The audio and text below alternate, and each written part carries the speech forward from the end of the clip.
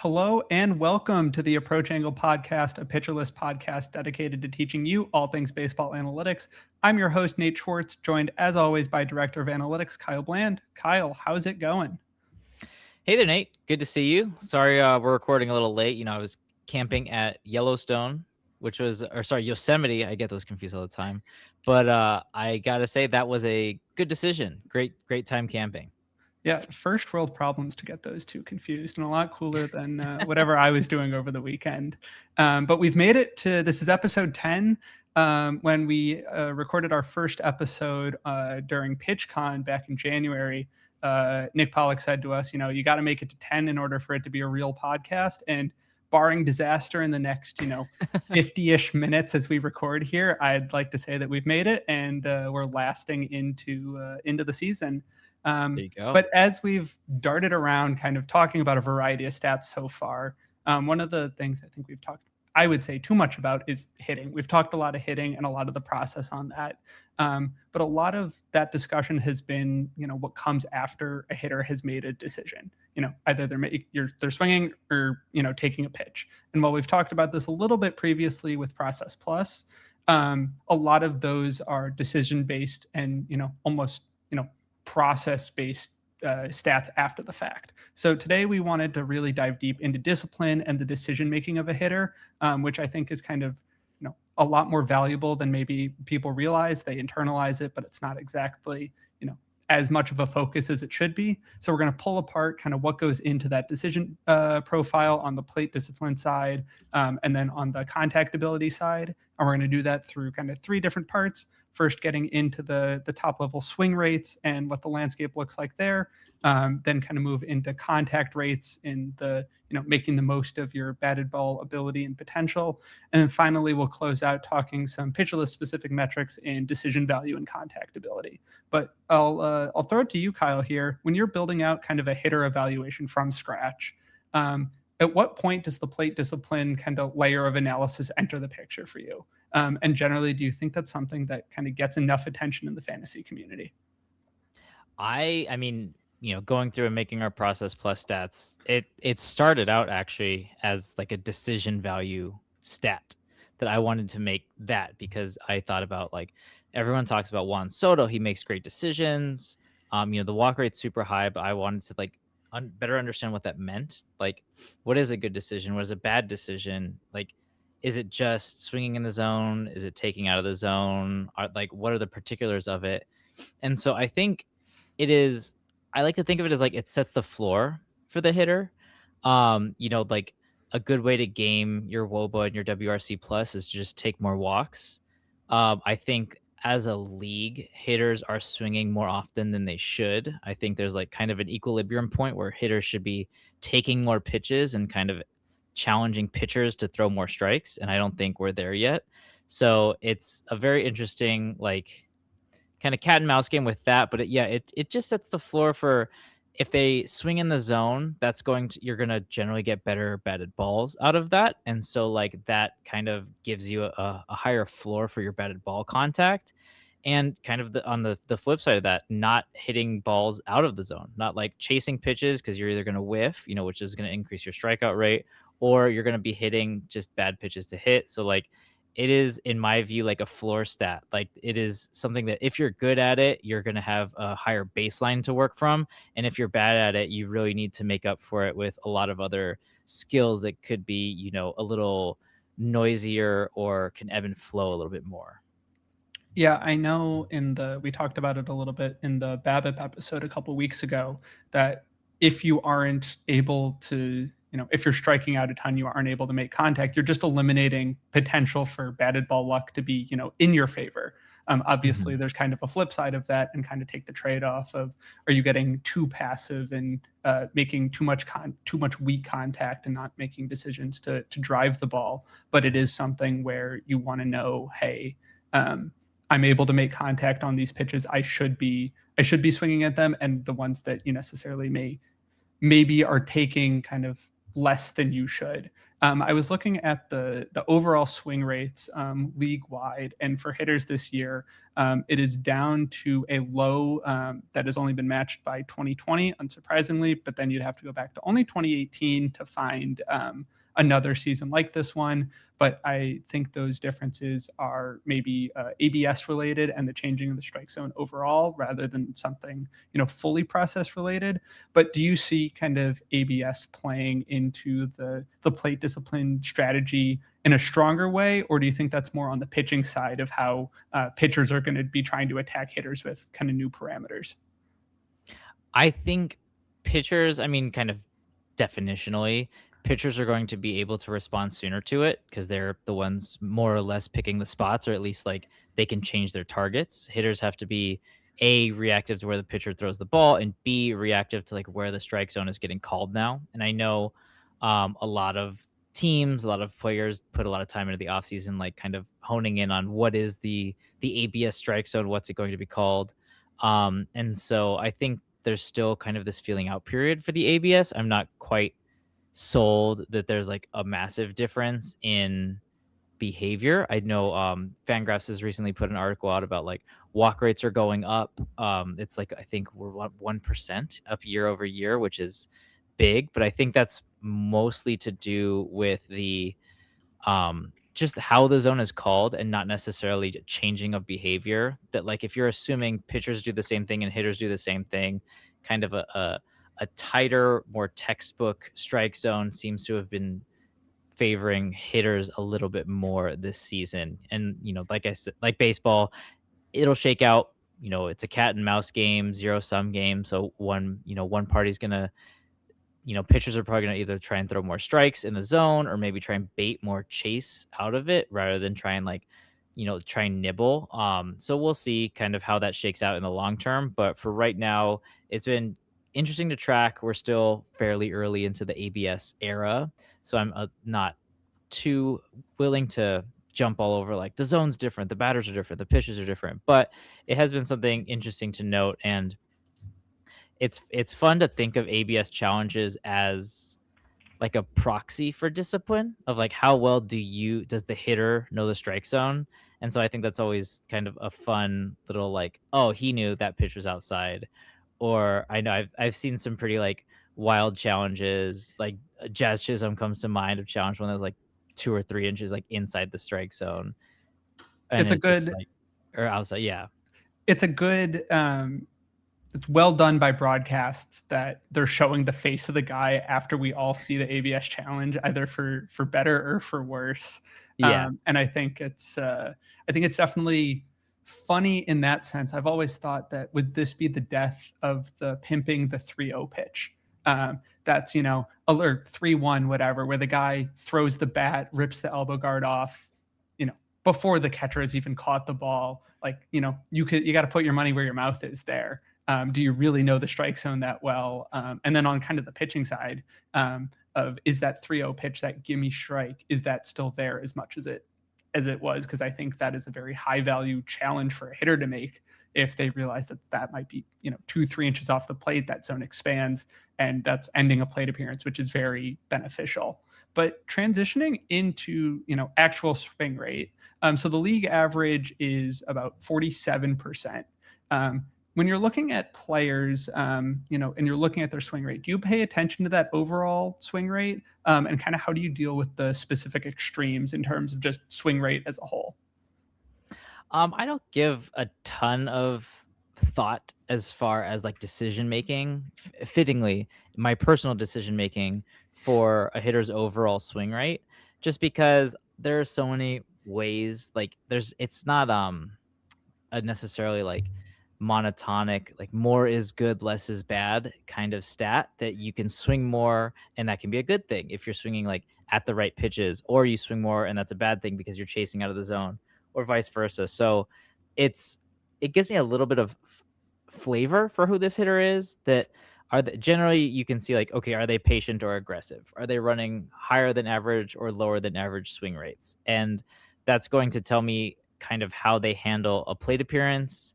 From a pitcher standpoint, that's going to tell me maybe how they can be approached. Like, are they going to take pitches? So do you kind of have to challenge them early? You can't just try and sneak a couple fastballs off the plate by them. Like they're not gonna bite on those.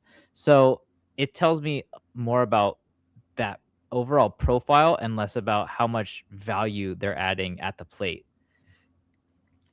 Yeah, and kind of in terms of the extremes, are you kind of flagging is there any, extreme high or low where you're like, "Oh, generally guys who are super passive, I'm targeting, if they've made it to the big leagues being this passive, they're exhibiting traits that I wanna be targeting," or on the flip side, are guys who are just way over aggressive, you're maybe steering clear of, you're like, "Oh, this is maybe more volatile than you'd wanna partake in."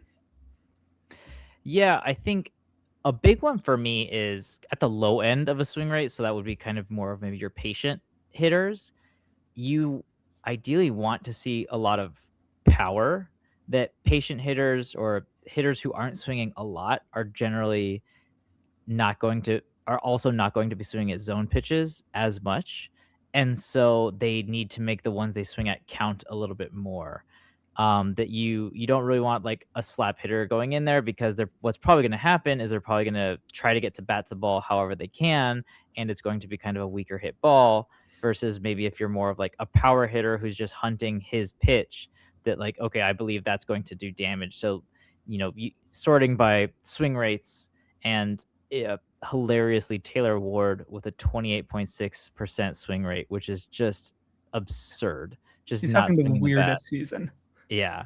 But then you see guys like, James Woods down there, Mike Trout's down there, um, Ben Rice, Nick Kurtz, a lot of kind of these heavy hitters. But then you also get some more I guess that you would say they have better plate discipline. Maybe they're a little bit more discerning, but you have like your Stephen Kwans, your JP Crawfords, your Geraldo Perdomos. That these are guys who they're waiting for a good pitch to hit and not necessarily like hunting for a pitch. And that's all well and good. That's kind of like a high floor profile, like I was saying. But I'm really like I just love a good doesn't swing, doesn't swing, doesn't swing, hits out of the park. Munetaka Murakami is right there at 41% swing rate. And like that's like my personal platonic ideal for like, okay, if he's not swinging a lot, but I know he's got a lot of juice in that bat, that's great. And then on the flip side, a high swing rate isn't necessarily a negative for me. So, anything like 54, 55% and above is going to be kind of at that top end. Um, I I think that like if you can make contact, that's great. But even if you don't make contact, and we'll talk about this a little bit later, like being more aggressive is actually kind of a way to game your strikeout rate so that you could whiff more than average and still strike out at an average or less amount if you just as long as you're being aggressive in the zone. So if you know that you're not going to be taking pitches, if you know that you're looking to put bat to ball, I'm kind of happy with a swing profile with a swing rate that's that high. Yeah, and I know on the top end, you have some kind of classic names here. Ezekiel Tovar has been at the top of swing rate for the last couple of years. He leads the league at a 60% swing rate. Then you have Mickey Moniak, Salvador Perez, Jacob Wilson, Joe Adell's up there. One of the interesting things you kind of see here is that there is some survivorship bias to it in the guys who are the guys at the top and the bottom of the list are generally, maybe not, stars. There are more stars at the bottom, but they're well-established names and you kind of know what you're getting because they are so, committed to this profile. And they're able to make it work at the big league level. And you don't see kind of the random, third, fourth outfield hitting seventh guys kind of littered at the top and bottom of this because they're kind of fitting in, and it's the guys who are doing something outlier here who have made an impact, for better or worse. I know Trevor Story was at the top of the swing rate list, and he's been very volatile, but we've also seen in years past he's been a very very productive ball player. And I kind of alluded to this here, but does an average swing rate really do anything for you, or is that just means of okay, got it, on to the next level of analysis? Yeah, that's just like okay, like it tells me a little bit about like the flavor of this player, but nothing about how good they are, what kind of value they bring to the table. Like because like I said before, there's not necessarily an inherently good or bad amount of swinging. Like I can maybe glean a little bit more information the further from average a swing rate gets. But especially if you're like hovering right around average, there are so many ways to have an average swing rate that can be, average value, great or terrible. And so there's nothing you can really get just from having that point on its own. Something to consider from like a fantasy point of view is for if you're in like an average or a slugging league, so leagues where your rate stats are on a per at bat basis, you are going to want guys who swing more. You basically want them to have as many at bats as possible, and to limit that, you want to like basically have them walking as little as possible. So if guys are swinging often, that means that they're likely getting the bat to the ball a little bit more often and not like striking out looking, or they have more bites at the apple a little bit to get contact during an at bat. And so I tend to kind of personally like bump up guys a little bit if they're very aggressive with like otherwise average profile for something like an average league. But if you're in a per plate appearance league, like an OBP league, that it's going to be more mixed. If you're not swinging, you're probably taking a lot of walks, but it is important to know that this was always a ding on Juan Soto because he just walked so often. 1 out of every 5 plate appearances he was walking. That you can't really get an RBI. Technically you can, but like you're probably not, and you definitely can't get a home run on a walk. And so it's important to note like kind of how things like walks are inversely related to performance on home runs and RBIs for your fantasy considerations. Well, now we're gonna split swing rate in half, and we're gonna do that after this break. Okay, so with swing rate, you're capturing everything, but it is every pitch is very binary, either ball or strike. So we're gonna split up the swing rate here, and first get into zone swing, which is very useful because swinging at strikes is generally a good thing to do. That means you're more often than not swinging at a pitch that is should be hit because it's in the strike zone. And on the other side, as we get into O swing or chase rate is kind of the opposite of that and a lot worse. But in terms of zone swing, is there anything that you could flag that is maybe possibly too high, or is that something where generally in context it'll filter down to just the uber aggressive hitters who are able to take more kind of out of the zone? Yeah, I mean, like on a like very particular level, the answer, like most analytics things, is it depends. Like there's context that's important. Um, like I mean, ideally you want 100% of your swings to be zone swings because that's where you're likeliest to do damage on those batted balls. That's where you're likeliest to make contact. So like those zone swings are more valuable than swinging out of the zone. I don't know that I could definitely not definitively say that there's a zone swing rate that's too high. Like generally, like pitchers are incredible at locating as well as they do, but they are generally not going to be picking corners very often. And so they're going to have a lot of pitches that leak over the middle of the plate or in a hitter's particular like sweet spot, their nitro zone, whatever terminology you like to use for like where they like hitting pitches in the zone.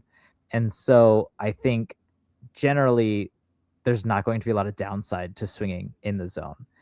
Every once in a while you might catch a DeGrom slider that touches that outside corner and you swing at it, and sure, you're going to make contact, you're going to roll it over, and it's going to be an easy out. But more often than not, what's happening is somebody hung a breaking ball, you got a fastball that's just a little bit high and a little bit inside, so right in the heart of the swing, that there's like not really a way to be like too high as far as zone swing goes.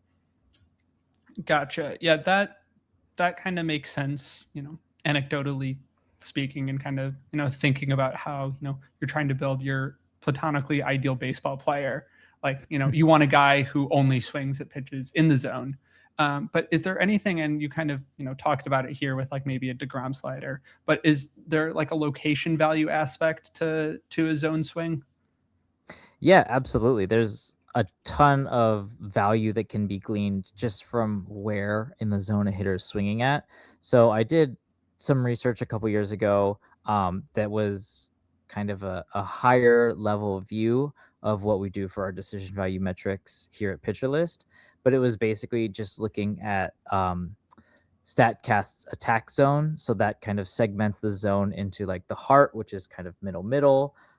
You have the chase, you have shadow zone, which those are kind of more around the edges of the strike zone. And then you have waist, which is like way outside the strike zone. And I found that assuming you swing, the only place that added value was the heart. That even if you were technically swinging in the zone outside of the heart, that was still a negative value add because of things like whiffs, or because of, we talked about with BABIP, that you're rolling the BABIP wheel, and it's going to be a little bit likelier to get a little bit worse quality of contact the closer to the edges of the strike zone are. So basically, and this is why you hear that, oh, Aaron Judge can only hit meatballs, blah, blah, blah. Well, no, he can hit everything and he can hit it really hard, but it's also like, that's where the value is too. Like if you're able to hit balls in the middle of the strike zone, you should absolutely swing at them. And like MLB hitters should be able to do that. That's where the money is, if you can swing. And so I think a lot of people kind of take that for granted, and that kind of gets back to what I was saying before of hitters aren't quite at that equilibrium point for taking, that they're still swinging too often because they're not being discerning enough with, waiting on those pitches that are kind of more at the fringes of the strike zone. We'll see how that tracks a little bit more with ABS and the ability to call a tighter, more distinct strike zone, but at a high level, at kind of a league behavior level, yeah, the value of swinging is really in the middle of the plate, and then the further away you get from that, it drops off pretty dramatically, even if you're still in the zone swinging.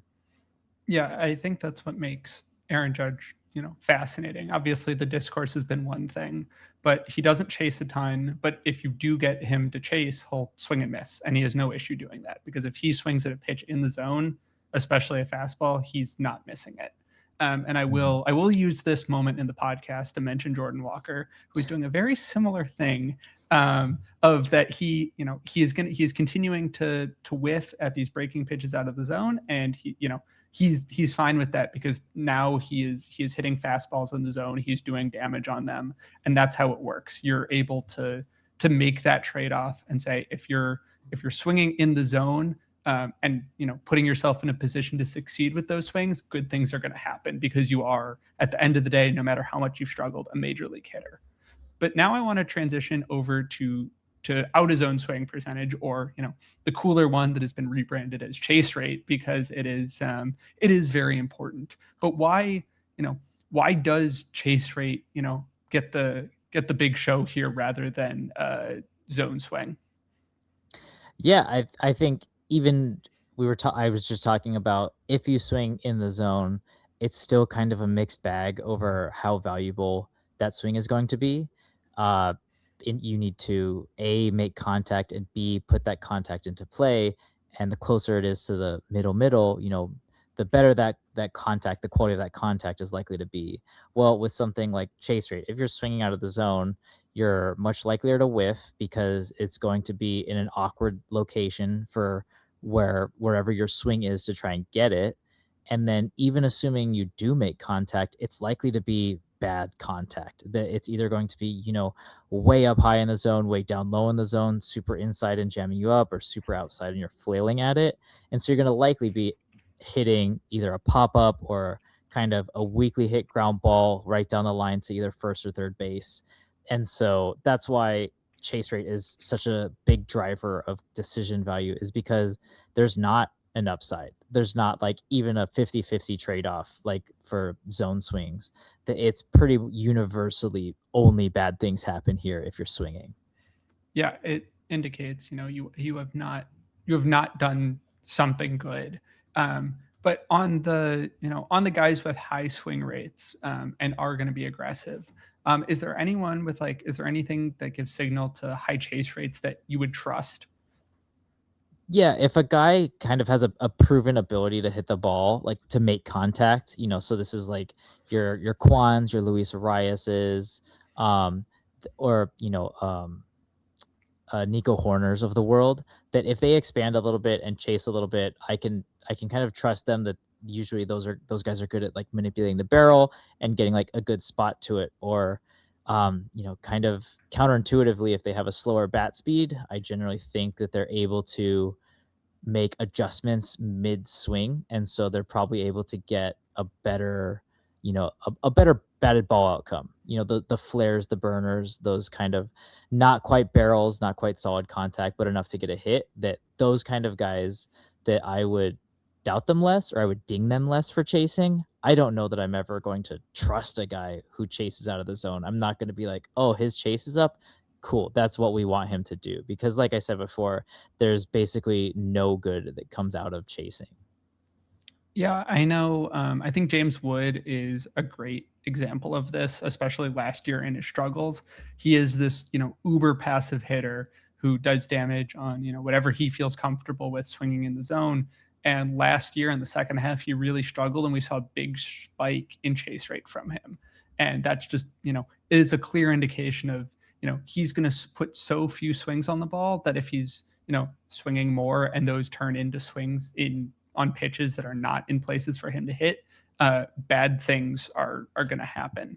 But kind of on the flip side of my initial question there, with passive hitters, are there lower chase rates that you don't trust and say, oh, they might be, it might be a little more smoke and mirrors here?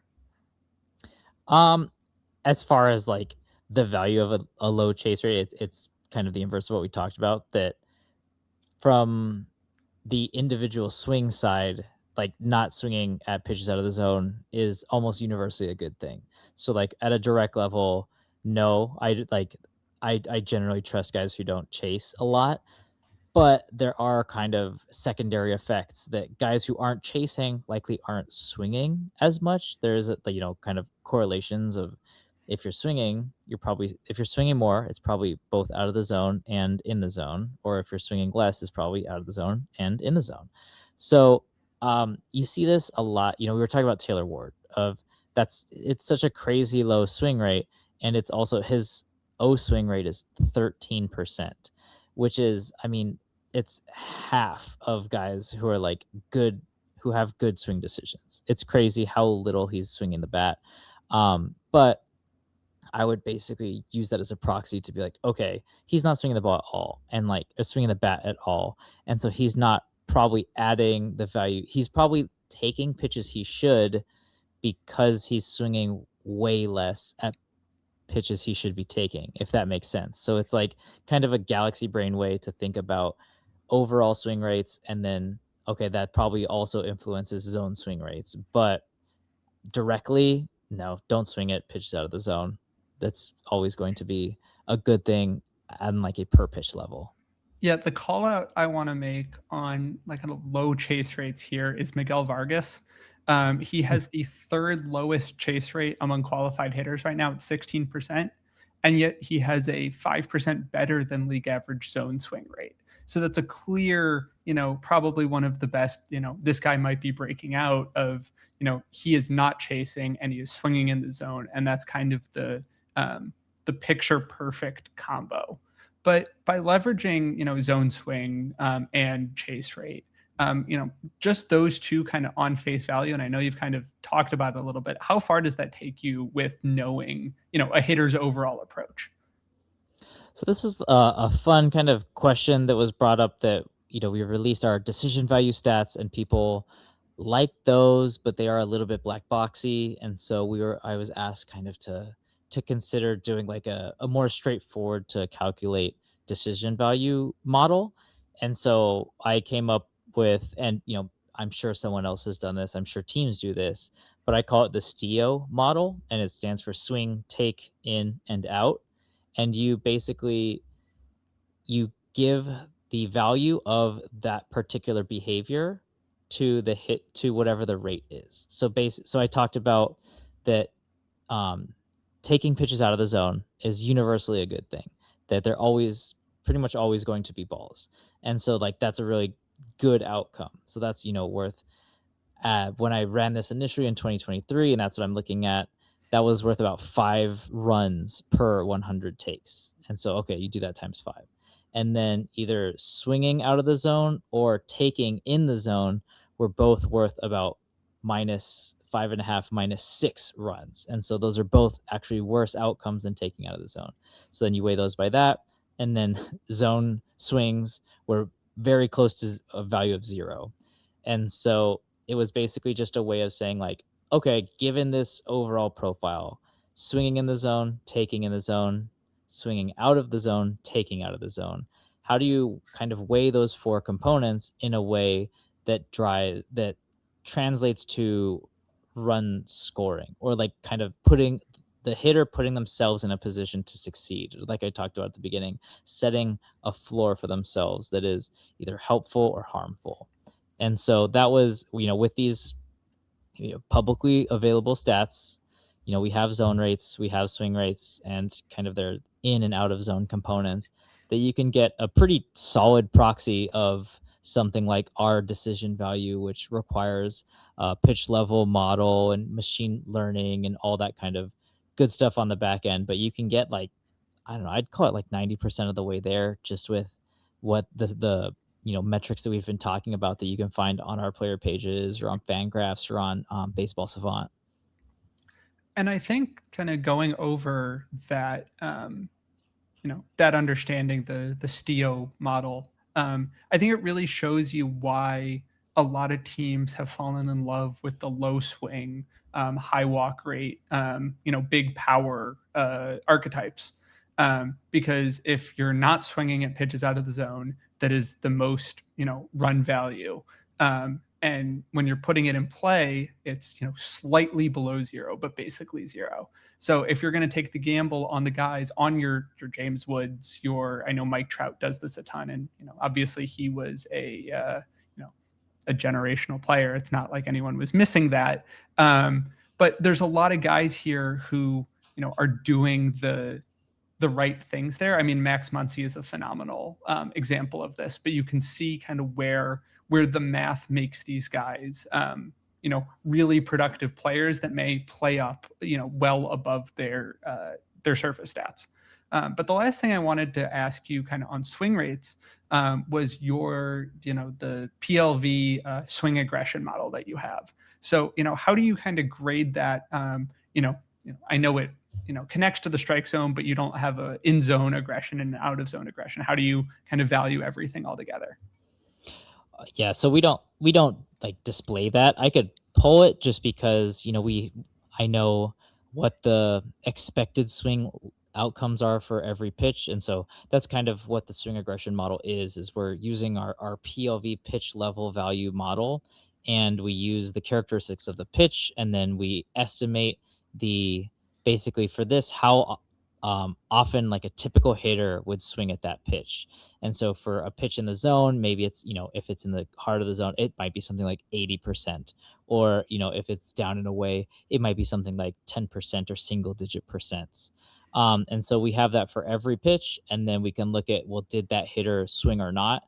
And so for every pitch they've seen across the season, we now have a data point for, well, were they more or less aggressive than expected for that pitch? And then once you kind of combine that, you can get a good idea of, well, you know, it takes kind of some of the context out where, oh, if this guy gets pitched around, that he's not seeing a lot of pitches to hit, so he's not swinging at them. Well, he shouldn't be swinging at them. And so that's actually kind of closer to like a league average aggression.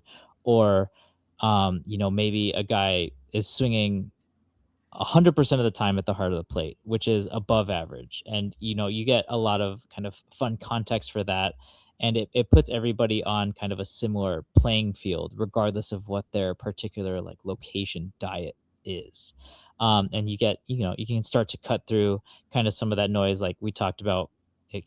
Everything always comes up Taylor Ward with swing decisions right now, but he's 20% less, he'll swing 20% less often than an expected hitter on the pitches that he's seen. And then you have Trent Grisham's down there, Gary Sanchez, Mike Trout. And then kind of at the flip side, of course, perennial leader Javi Baez at 15% more likely than expected. And that's kind of a fun one because he's not actually at the top of the leaderboard, maybe just because he's not qualified. But that it's if pitchers are throwing him pitches out of the zone, like they're not challenging him, they're not giving him something to hit, and he's still swinging at it, that's like doubly bad, or that's like doubly aggressive. That if his swing rate is higher than average, and his O swing rate is higher than average, that's like, I mean, yeah, it's A, it's very bad, and B, yeah, that's going to be if he sees an average pitch, he's probably this percent likely to swing at it. An interesting one that we've talked about a little bit is Pete Crow Armstrong. So last year he like lapped the field in aggression, and this year he's only slightly aggressive. He's only 8% more likely. Um, which is kind of a huge difference from what he had last year, which was 16%. So he's cut his aggression in half. And, again, that's removing context for like location, pitch quality, that's taking all of that out, adjusting for all of that. And he's half as aggressive. Whether that's, kind of paid dividends for him is, the jury's still out. His walk rate's gone up to what would be a career high if he finishes at 7.5% this year. The strikeout rate has also, ticked up a little bit, likely because his called strike rate is also quite high. So it's, there are trade offs. Again, this is different ways of evaluating what a hitter is trying to do. And then you can get into like, is this valuable? Like, does this add value to what this hitter can do, or does this fit the profile that they're trying to be? Yeah, I think PCA is, really fascinating because, what led his tear over the summer last year was that he was attacking anything and everything. And I think that just, you have to throw pitches in the zone to him, and he was just punishing everything. And I think just watching him in bits and pieces, you see a lot of those pitches go by, and maybe you can believe that he's going to turn that aggression on and be able to unlock the heater that was there last year. But being number one in swing aggression with that much swing and miss feels like a perfect match, and not being able to do that just really limits what he's capable of. And kind of speaking on that, we're now going to transition into talking about contact rates, and we will do that right after this break. Okay, so we've talked through the swing decision of you're deciding to swing, and once a hitter decides to swing, they need to be making swings that turn into contact. And I'll ask the similar question to the one I asked about swing rate, but is overall contact rate useful, and what does it say about a player? Yeah, overall contact rate's useful at a very straightforward level. The goal of a hitter is to hit. That your highest potential value is going to be on balls that are put into play. Even if you look at, we talked about stats like WOBA, the linear weights that go into that, because of league outcomes, taking all of that into consideration, singles are more valuable than walks, even though both times you end up on first base. That's because singles kind of give you that extra potential to move a runner. So if a guy's on second and no one's on first, a single can get him home, while a walk is only going to get you to first base. So there is value to be had for making contact. More contact means you're also more chances to put an out into play. So it's not, all butterflies and rainbows, or, a foul ball, might add to your count leverage for the pitcher. If you're getting, 1 strike to 2 strikes, that, well, you made contact, congrats, but you're still a strike behind. So it kind of didn't matter if you whiffed or not. But at a very, very high level, more contact is pretty universally going to be better for the hitter. Yeah, one thing that is interesting that I was just looking at is that zone contact rate so far this year is 85.7%, which is the highest it's been since 2016. and it's been a consistent trend upward since the early 2010s. But kind of going off the swing rate, it's good to be able to fight off a two-strike pitch out of the zone. Like, you can't hold yourself, and you're putting it in play. But our league leader in kind of out of zone contact is Luis Arias, and we all, he's been talked about ad nauseum here. Of does he, what does the profile actually value to? And he actually has a higher out of zone contact rate than in zone contact rate, believe it or not. And I think it really shows that overall contact rate can be useful, but they're almost two different aspects, because you want, they're almost two different swings. When we were talking about the bat tracking stuff a couple of weeks ago, we talked a little bit about A and B swings, where you can see, what that full swing speed is looking like. You're trying to unload on the pitch, do damage. Maybe not a homer swing, but you're sending it to the gaps, trying to do damage. Whereas that B swing might be that two-strike swing, and you can kind of see that. And that overall swing rate might be deceptive in in swing decisions, what those in those outcomes and stuff like that.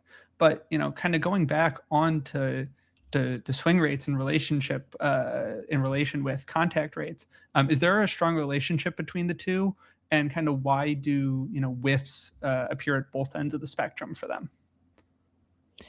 Yeah, so there is definitely a relationship between swing and contact rates. Okay, maybe not definitely, but generally, guys who swing more do it because they've made more contact, if that makes sense. So it's like a positive feedback loop.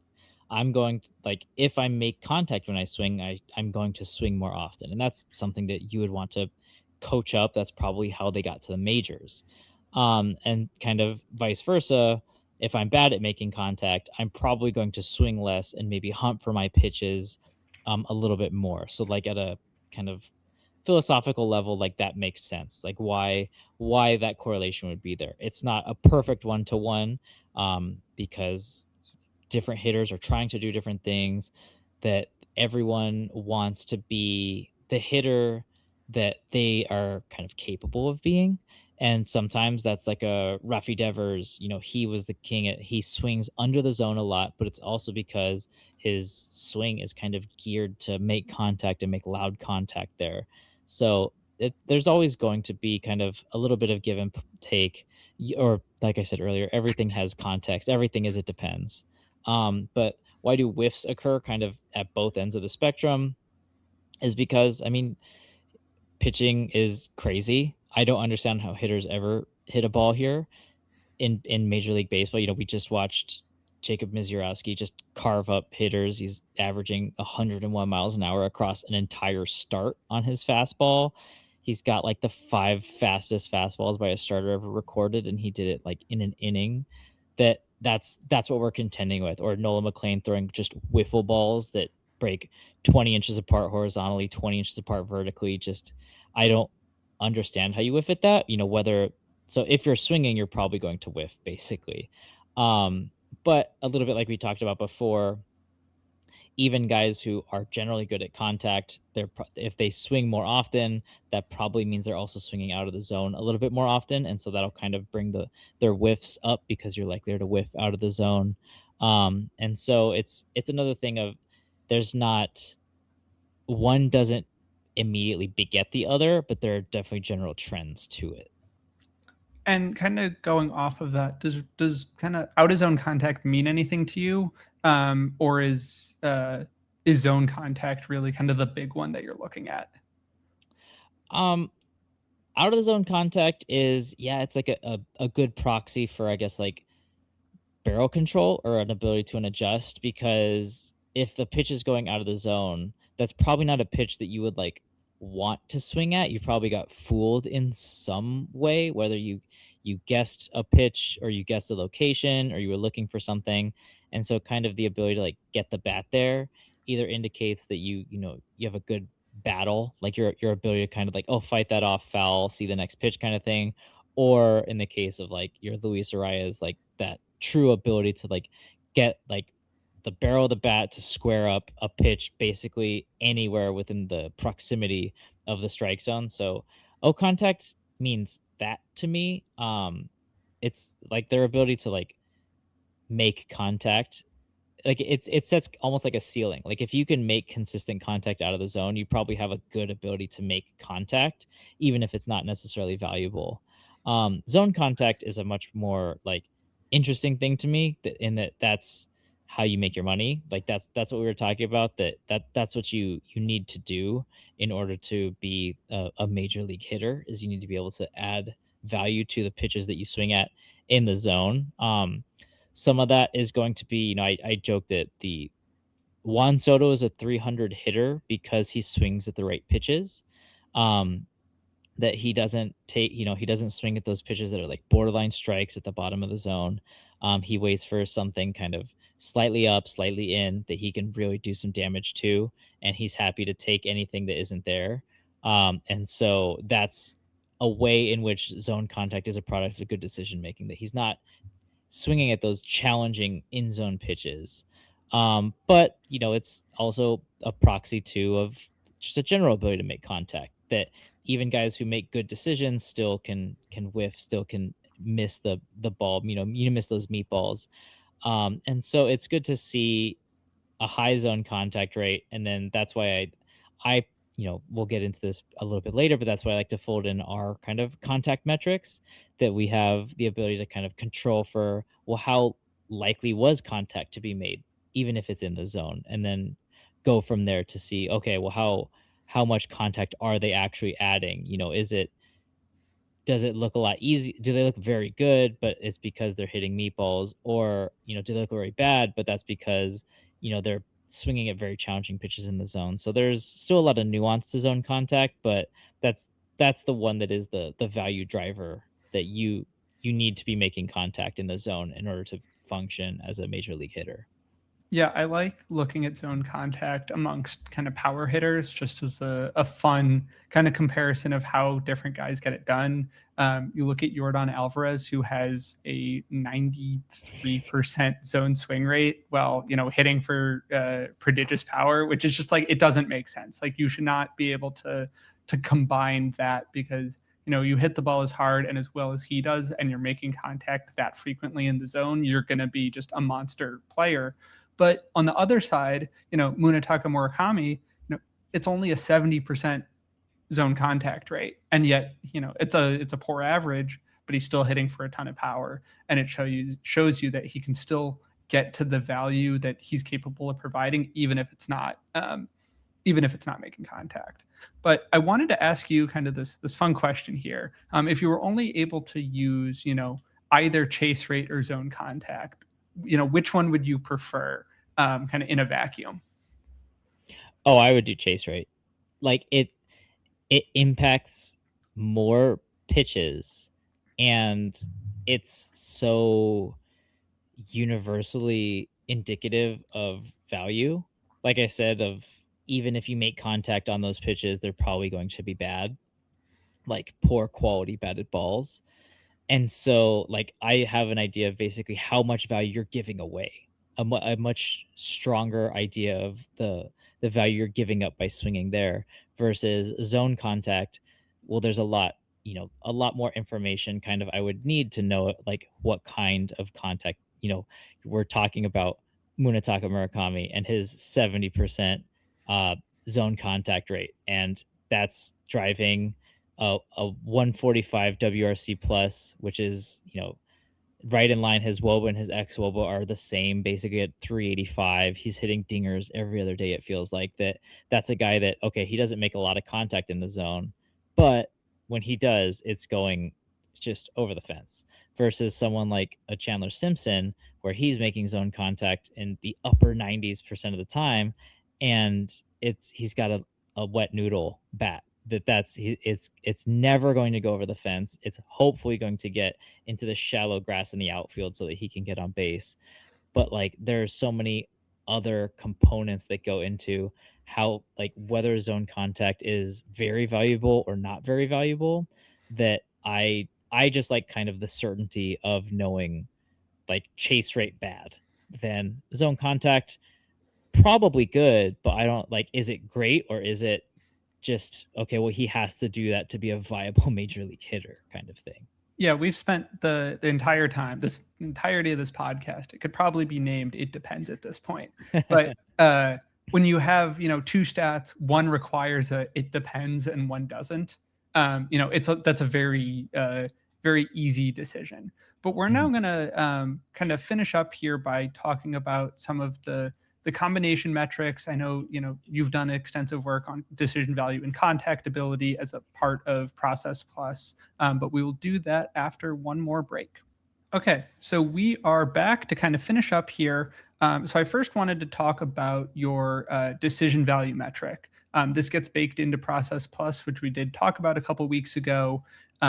It kind of values the per pitch, as it says, decision value by a hitter. Um, is there kind of how powerful is that overarching number that refines a decision into a single number? Yeah, I like it a lot just because it it lets me know the shape of a player's performance. And so hitters who are, Juan Soto obviously is every year right around the top of the leaderboard for decision value, and that tracks with the rest of it because he also is average at making contact and very good at adding kind of damage to the batted balls that he does hit.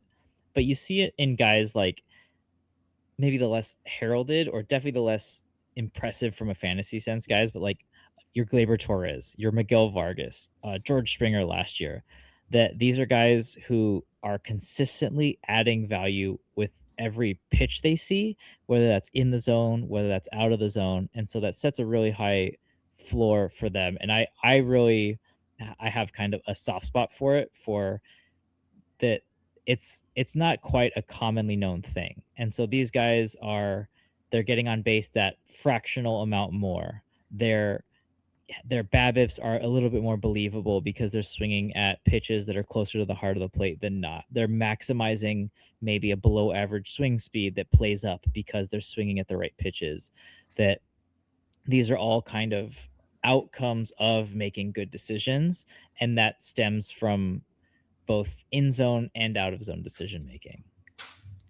Yeah, I know. Kind of looking at decision value, I also kind of love it as a way that I like to target players because it's very easy to dream on. Oh, well, if this guy adds a little bit of power, there's already such a safe floor in the profile because the head's in a good place and he's doing all the right things. And you know, to me, I think having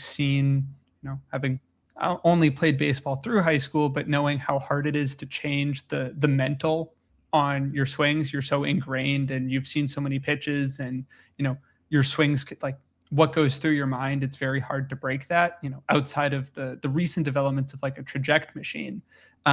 That it's sometimes easier to say, oh well, if this guy's been sound in his decision making and stuff matches what he's been doing in the minor leagues, I'll take the shot that we get a best shape of his life article coming out of spring training, and he's gonna make that all kind of work out.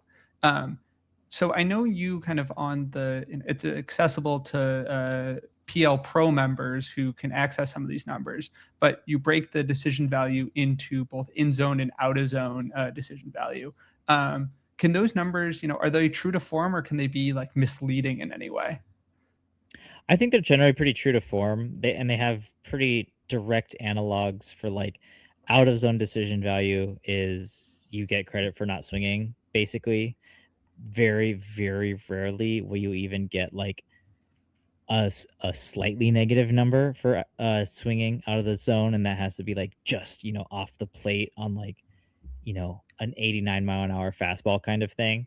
But generally, that's going to reward patient hitters. And so, one of my favorite things is to cross reference like out of zone decision values with someone who is like an aggressive hitter. So, I'll try and go and see like, okay, Bryce Harper is swinging 8% of the time by our metrics, more than a typical hitter would. But he also is a slight plus in out of zone decision making.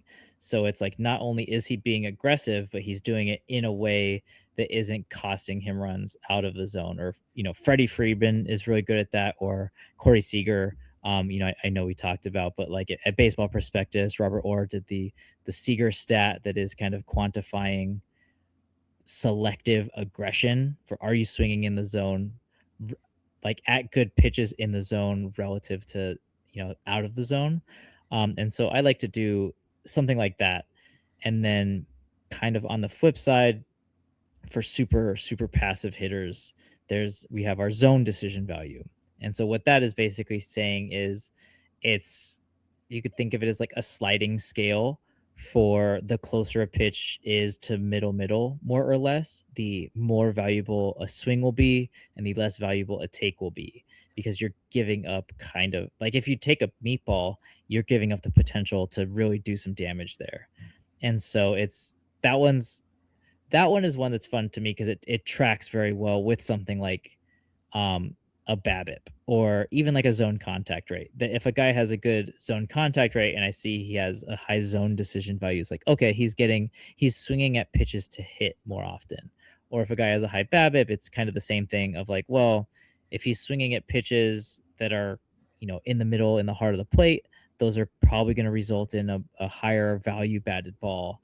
And like I said before, just cross referencing against guys who are patient but also have a good zone decision value, so they're spitting at pitches out of the zone, while still swinging more often than you'd expect at pitches in the zone. And that's how you get some guys like Gleyber Torres. Miguel Vargas is probably, yeah, he's the best at this. He's got just almost 120 in zone and out of zone decision value, which is basically unheard of to be that good at both of them. So it's a good way to kind of see, okay, what is the shape of, or how are they setting their floor? Are they giving themselves better opportunities when they swing, or are they limiting the bad opportunities when they swing, kind of thing? And I think that plays, really well into the contact ability, stat that you have that goes into Process Plus as well. In how well are you able to put the bat to ball? And I know you recently kind of worked to break this out into two different aspects, with avoidance and batted ball quality. Could you talk a little bit about what the split actually means there, and why batted ball quality might be a little bit different than just like pure power as you might think of it? Yeah, so this is giving consideration basically to like, I'll start with whiff avoid. And that's pretty, it's what it says on the tin. How much value are you adding by not whiffing at that pitch? And that's generally going to track very well with with like a contact rate. So your Luis Arias, Nico Horner, Steven Kwan, Ernie Clement, like that's your top of the list, and that tracks. Flip side, Luke Rayleigh, just far and away the worst one, but he hits the ball so dang hard that it almost doesn't matter. But then you get guys like Munetaka Murakami, we've talked about. Nick Kurtz is down there, Bryce Matthews. That those are guys who are, they're whiffing a lot, and they're whiffing maybe at pitches that they shouldn't be whiffing at. That it is like a context adjusted whiff rate. So Murakami's down there because he's also whiffing at in zone pitches where he really should be hitting those. The batted ball quality one is a lot more interesting and can be thought of. How I am internalizing it is this guy a bad ball hitter or a good ball hitter? So like, you think of like Vlad Guerrero Sr. is swinging at those pitches that are in the dirt and makes contact. And it's great on a highlight when it drops for a single, but more often than not, if you're putting that ball into play, it's going to be an out. That these are terrible pitches to hit. And so this is also maybe like a Javi Baez stat, that he's very aggressive, swings all over the zone and out of it, but for a long time had the ability to kind of make contact wherever the pitch was. And that those batted balls aren't going to be as valuable. If he's jammed up inside, like I was saying earlier in the episode, maybe he's going to punch it right down the line to the first or the third baseman. If it's under the zone, maybe it's a ground ball. Above the zone, maybe he's, making contact, but it's likely to be either a pop-up or kind of a softly hit fly ball that's caught, short onto the grass. That where that making contact and even zone contact for all of like the high level pluses it brings, that there are, this is a way to kind of provide more nuance, a little more of a granular view to see like, are they making good contact, and not just are they making contact, but like, is that contact adding value to their swings, basically, that it are they making contact in the right places in ways that will translate to better outcomes for that swing. Because there are times where it is, if you're early in the count, 0 strikes, 1 strike, and you get my proverbial DeGrom slider down and away, it's better for you to not hit that, because you're going to just get another strike and you're going to be able to you're going to be able to see the next pitch. But if you hit that, you're likely to get out. And so you're actually giving up however many strikes you had left in that plate appearance. And so there are times where making contact, even if it's technically in the zone, is actually more harmful than not making contact.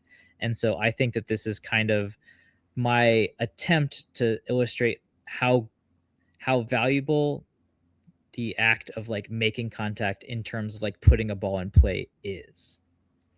Yeah, I think it's really fascinating to see that, and kind of going back to the Stio model, which really kind of gets you very, very granular here, that it is below average, or it is slightly below average, basically zero results on balls put in play. And it really shows you that, the core of baseball is, putting the ball in play, expecting to do damage. Chandler Simpson, who we talked about earlier, it's a 306 average, which, phenomenal, but that's with a 92 WRC plus. So he's 8% worse than the league average hitter while hitting 300.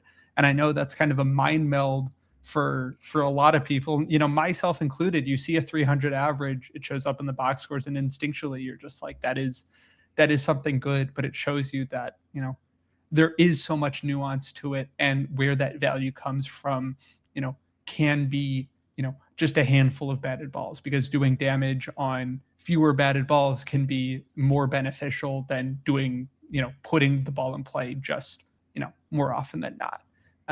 But that, Another good example of this is like a guy like Will Smith. That he's someone who generally makes good decisions. He's run kind of a high walk rate throughout his career, and this season is making great. He's making some of the best contact from a contact rate perspective of his career. 85%, 91% in the zone.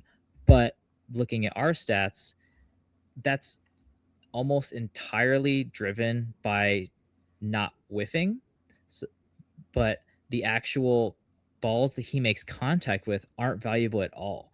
So even though, he's got this 91% zone contact rate, that he's got a 6% swinging strike rate, like that's crazy low. But by our measures, he's roughly league average at the value of making contact. And it's just because the balls that he's making contact that go into play, those like are not really that valuable. So it's like empty calorie contact, basically. And so there's a like that's kind of some fun. Yeah, this is pretty new. I'm gonna hopefully be putting out an article on this once I can flesh it out a little bit more and get some more interesting examples like that Will Smith one. But yeah, super exciting stuff. yeah, I mean, Will Smith is a fun one, because he's, tied his career high max EV. The barrel rate's higher than ever, and you're like, oh, this is a guy who should be hitting for more power. And then you look at the surface level stats, and it's definitely kind of underwhelming. But that will really do it for this episode of the Approach Angle podcast. As denoted by the title, I would say we don't have any discipline, because we did go over the hour mark. But we lived to tell the tale. We made it to the end, so I think we can say that this is an official podcast that has made it 10 episodes. But Kyle, where can listeners find you, and what are you working on? Yeah, so you can find all of my stuff at Pitcher List. We recently talked about game scores. That was my kind of most recent research article I put out. We're really excited. We're in kind of the finalization stages of getting our PO Pro dashboard. So we're going to have all of these stats we've been talking about, decision value, contact, in a way that is queryable for your, whether it's your baseball team, whether it's your fantasy team, that it's going to be an app for all of our PO Pro subscribers to be able to kind of one-stop shop everything they need that we can provide them. And so that's, we're wrapping that up probably within, maybe even by the time you hear this, that it may be out. So that I'm really excited to deliver that and to see the reaction it gets. But besides, work projects, you can find me. I'm at Plandalytics on pretty much every social media platform. Reach out, DM me. I'm always happy to respond. And please join our Discord. That's where I respond the most. That's where I love answering questions. And those questions lead to things like splitting out contact value into whiffs and batted ball quality. A lot of user feedback drives a lot of the research I do. I've said it before on this podcast, and I'll say it again. But bothering Kyle is one of the great, great things I get to do, being in the Discord and being able to talk to him. But you can find me at _ Nate Schwartz. And I just put out an article on George Kirby, which, while he was a pitcher, I think goes a lot along the lines of swing rates and discipline in a very interesting way. But that'll do it for this episode, and we will see you on the next one.